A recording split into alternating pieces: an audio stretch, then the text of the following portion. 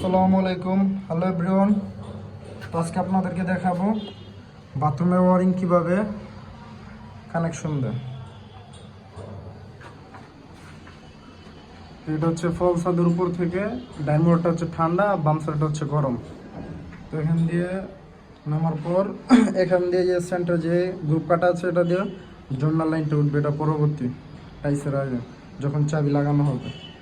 আর এটা বাম সাইড, এটা হচ্ছে মিক্সচারের পয়েন্টের জন্য, একটা ঠান্ডা একটা গরম।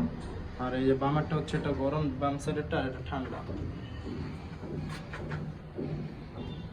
এটা সেই দিক দিয়ে এই গরমেরটা চলে গেছে কিচেনের ভিতরে। আর এটা হচ্ছে পুশ শাওয়ারের জন্য ঠান্ডা লাইন, আর এটা হচ্ছে হাই কমান্ডের লো ডাউনের জন্য। এটা হচ্ছে বাথরুমের ভিতর থেকে গরমের জন্য আছে, এটা হচ্ছে কিচেনের গরম লাইন, আর এটা হচ্ছে ঠান্ডা লাইন।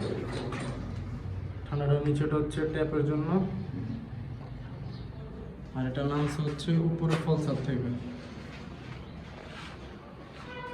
এটা দিক দিয়ে আসে ঠান্ডা লাইন, এটা বাইরে বেসিনের জন্য একটা পাইপ গেছে।